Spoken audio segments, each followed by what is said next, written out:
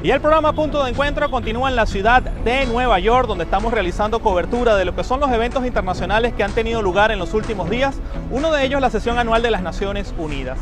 Si usted se siente algo sorprendido por verme sin chaqueta, esto obedece a una inusual ola de calor que ha venido dando en la ciudad de Nueva York, y a pesar de que es otoño, el termómetro está registrando cifras récord. Es por esto que me he quitado la chaqueta para llevar desde los exteriores del Central Park en la ciudad de Nueva York una entrevista muy singular. Y digo singular porque no estaremos entrevistando ni a un funcionario diplomático latinoamericano, ni a un ciudadano latinoamericano o puertorriqueño, sino a un ciudadano estadounidense, quien nos va a ofrecer su visión a propósito de todo este tema planteado en las relaciones bilaterales entre Estados Unidos y Venezuela. Me refiero a Daniel Chao, quien es profesor de estudios latinoamericanos de la Universidad Pública de Nueva York. Bienvenido. Saludos, gracias. Cuéntenos, Estados Unidos y Venezuela, ¿cómo ha cambiado la relación luego de esta sesión de las Naciones Unidas? Los Estados Unidos con Trump está buscando más agresión contra Venezuela, más sanciones. Se anunció este fin de semana que ya no van a dejar vuelos hacia Venezuela. Esto es una campaña de desestabilizar a Venezuela. Los Estados Unidos no ha perdonado a Venezuela desde el 1998, cuando Chávez ganó esas elecciones y por fin en Caracas hubo un gobierno que protegía a los pobres, a los más olvidados de la historia venezolana. Desde ese tiempo los gobiernos norteamericanos han declarado una guerra contra Venezuela. Una de las noticias de esta semana ha sido el discurso del canciller de Venezuela, Jorge Arreaza. Y en cierta medida porque Trump dedicó mucho de su discurso a hablar de Venezuela. Como profesor de estudios latinoamericanos de la Universidad Pública de Nueva York, ¿cuál es su lectura de la participación de Venezuela en la ONU? Jorge Arreaza pronunció un discurso muy interesante porque enfatizó la violación de los derechos humanos que ocurre aquí mismo en Nueva York, en los Estados Unidos. Un país tan rico, con una economía, sin embargo, cada día hay más personas sin hogar. La mayoría de ellos son niños. Aquí atrás vemos los famosos rascacielos de Manhattan, pero la desigualdad aquí, la segregación de clase racial, el terror de la policía. Entonces el canciller Arreaza fue correcto cuando él enfatizó esas violaciones de los derechos humanos, porque Trump quiere usar un discurso de derechos humanos contra Venezuela, pero los Estados Unidos deben de mirar hacia adentro también. Bueno, de hecho, yo no sé si la cámara lo enfoca, pero un poco atrás de nosotros se encuentra un indigente durmiendo en el piso, acá en el Central Park. Y estuve revisando las cifras de la organización Coalition for the Homeless, o sea, coalición de personas sin hogar, y las cifras son increíbles. O sea, 50,000 personas duermen en las calles de Manhattan, que es la zona más rica de Nueva York, y dicho sea de paso, Nueva York es la ciudad más rica de Estados Unidos. Hay unos 6 millones de personas sin hogar a nivel nacional. La mayoría, como yo había dicho, son niños. 1 de cada 3 veteranos del ejército norteamericano también no tiene hogar. Cada día hay más personas que caen presos. La población carcelaria en este país es la más grande en la historia del mundo. En cualquier día hay 9 millones de presos en este país. ¿Y cuál ha sido su crimen? Su crimen es que son pobres y no tienen oportunidades educacionales o económicas. Entonces la desigualdad aquí va creciendo todos los días.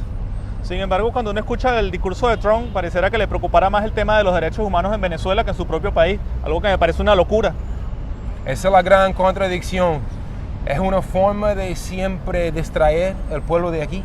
Todos los días en CNN y en MSNBC se habla de Corea del Norte y Venezuela, y esos países son terribles y se están comiendo los animales de la calle y se lanza toda esa propaganda, mientras que aquí que podemos sentir también la pobreza, la desigualdad y la injusticia.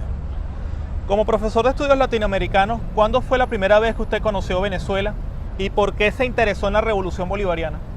Yo estuve en Venezuela hace 3 años, estuve en muchos barrios de Caracas, estuve en Barlovento.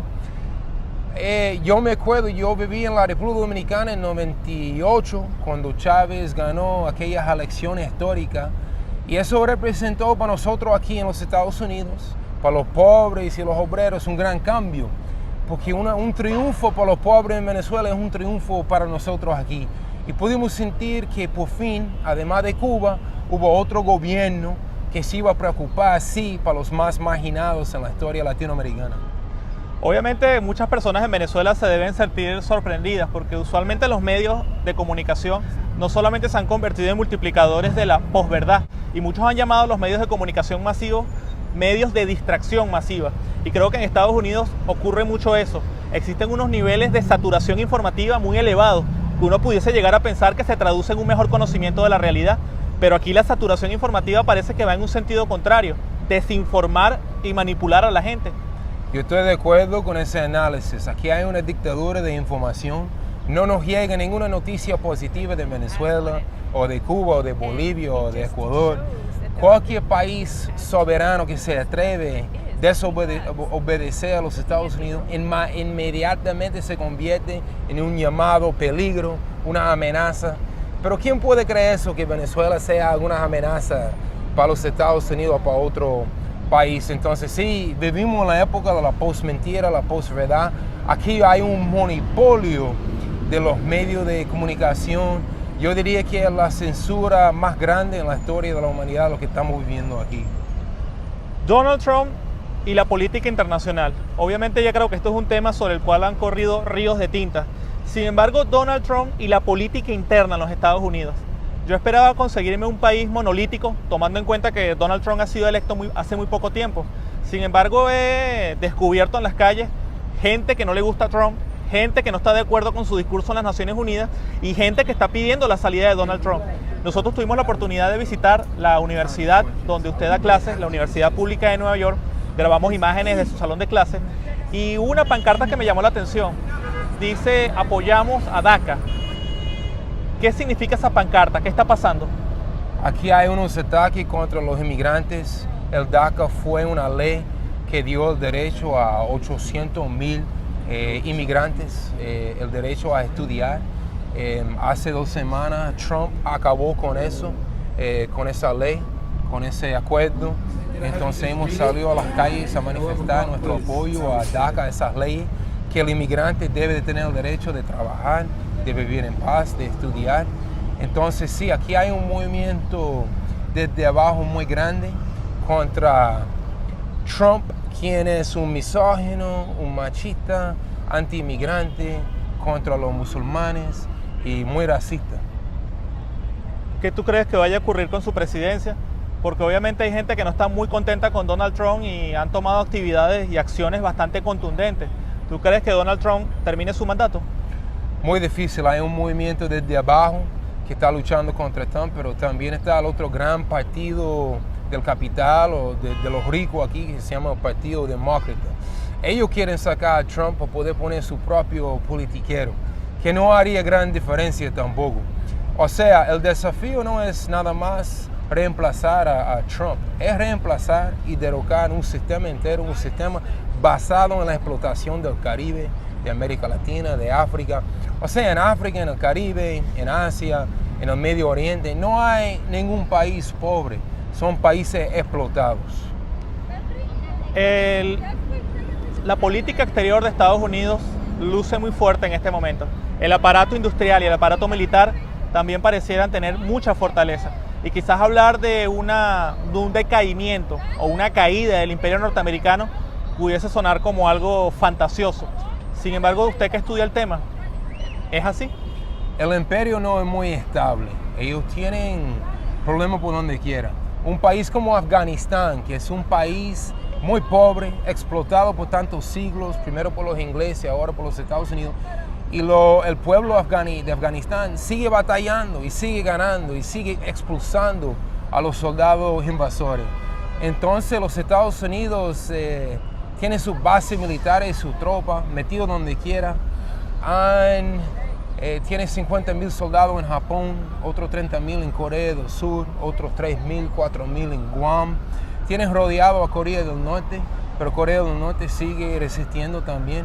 Entonces podemos ver claramente quién es el agresor y es los Estados Unidos. Ya estamos entrando en la parte final de nuestra entrevista y quisiera que abordáramos un poco las perspectivas del orden internacional. Todos los imperios siempre han tenido su final y obviamente el imperio norteamericano no es la excepción. Muchos analistas han hablado precisamente de lo que es el decaimiento de la influencia de Estados Unidos. Hay una variable nueva que es el tema de Corea del Norte. Trump ha amenazado a muchos países, pero Corea del Norte lleva 50 años preparándose para una guerra, lleva 6 ensayos nucleares y tiene armas nucleares. ¿Se puede jugar con Corea del Norte? Es muy peligroso.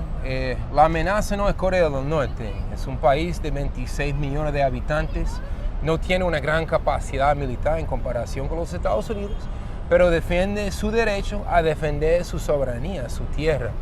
Entonces Trump y el sistema norteamericano quieren convertir a Corea del Norte en otro Irak, en otro Afganistán, en otra Palestina, en otro Panamá, en el 89, en otro Granada.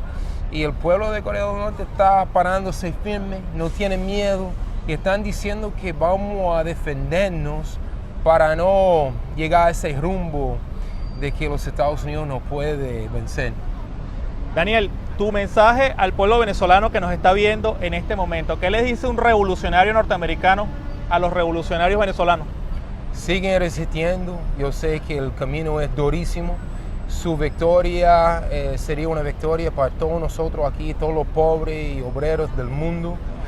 No podemos imaginar lo que están pasando allá con la guerra económica y las sanciones y las amenazas. Hay que seguir resistiendo y nosotros vamos a estar aquí en las calles, en los medios de comunicación, siempre defendiendo el ejemplo de Chávez, la patria de Bolívar, la patria de Chávez. Ustedes nos inspiran mucho aquí. Bien, le damos las gracias entonces a Daniel Shaw, Gracias profesor de Estudios Latinoamericanos de la Universidad Pública de Nueva York, quien ha compartido con nosotros un análisis de la situación que se está viviendo en el mundo. De esta forma, vamos a una pausa, pero al regreso continuamos con más de nuestro programa. No se vayan.